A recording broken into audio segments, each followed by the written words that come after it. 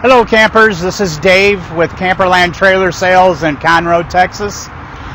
Today we're going to talk about your circuit, the different types of circuitry you have in your camper. And in your camper you're going to have AC current and DC current.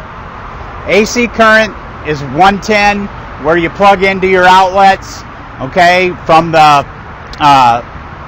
park.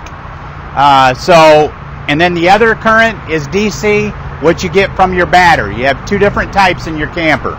So the first, we're going to talk about DC current. All your lights in your camper and some of your fans for the furnace and things like that are all run off of your DC current, which is your battery. Okay?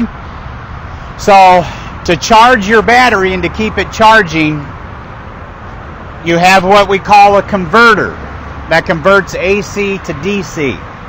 You can find these in a variety of different places in different campers, but generally you look for the power panel in your camper and you'll find this somewhere close by. Okay? Your converter is basically a battery charger. Okay? When you're plugged into shore power, it's going to keep your battery charged. Okay? When you're not plugged into shore power at the campground, then you're going to be running off batteries. So your lights and some of your fan motors, not the air conditioners, no major appliances will work off of it, but your lights will work until the battery goes dead because it has nothing to charge it back up. After a while, you'll see your lights go dim and then go out. Okay? So basically a converter is you're converting the AC current that you're plugged into the shore with, shore power to the campground, into DC power, okay, for your battery, okay, right here. Okay? There's different types of converters, different amperages, okay, for each camper. So when you do come in and you have an issue with one of these situations, always get a part number for us. Take a picture. Today with cell phones and everything, we can take pictures of things, and it really helps the parts department out or anybody else to figure out what the problem might be, what the part is, what kind of part you have, so we can help you get it replaced if need to be. Okay? So basically, you always want to check your battery every 3 months, 6 months, when you're plugged into shore power at the campground continuously, especially full timers. Okay, they want to check their battery because what it does is it heats that battery up and it can cause your water to evaporate. Okay, and after a while, over a period of time, you'll lose the water level in your battery and it'll affect the performance of the battery. Okay, so always check your battery and make sure you always use distilled water in your battery. Do not overfill it. Okay. So the other thing is if you start to see your lights at a campground, you can have high voltage surges and you can have a low voltage situation. Generally in these older campgrounds you can have a low voltage and that can burn things out also and wreck your converter. Okay? Same with high voltage. You can wreck your converter if you don't have protection. So I'm going to show you a couple things, just simple things to be aware of and watch, and they're priced very reasonably so that you can keep track of it. First, when you go to a campground, you're going to get, this plugs into your 110 outlet, any outlet in your camper, okay? It's digital. So you plug it in and it'll tell you the voltage that you have coming in from the campground. Okay, and you want to look at this periodically when you're in the busy, hot time of the day and when things are, calmed down and people aren't using the electricity as much.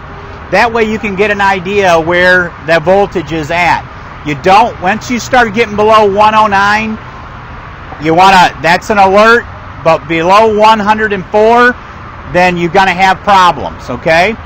So anything above 125 volts is going to start getting too high, okay?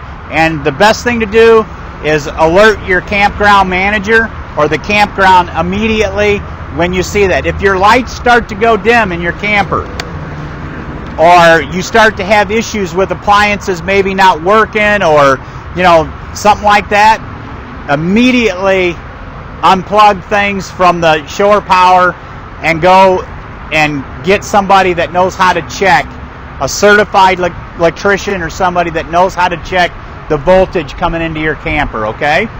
So a converter can cost $150 to $500, $600 depending on which one you got, so it's pretty expensive, okay?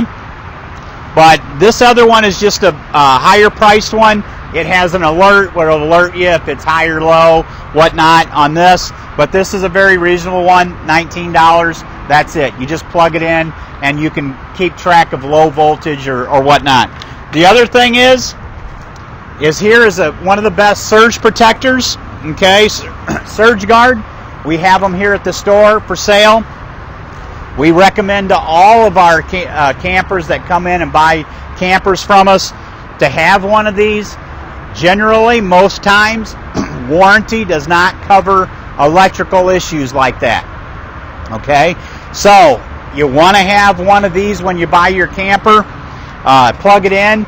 This does not really help you in a low, some of them don't help in low voltage, but this does help in high voltage situation like a power surge. Okay? They're very reasonably priced, around $100 or so.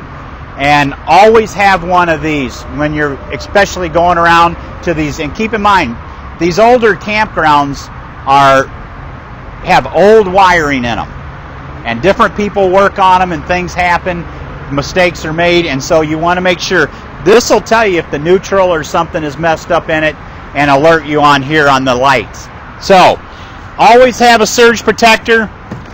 The least you want to have this so you can keep track of the voltage coming in. Here's your battery. There's different sizes of batteries that are in your camper.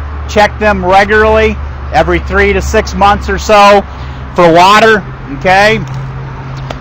Your converter, okay, from AC to DC. And that's it today from Camperland Trailer Sales in Conroe. My name's Dave. Come see us out here and come roll with us.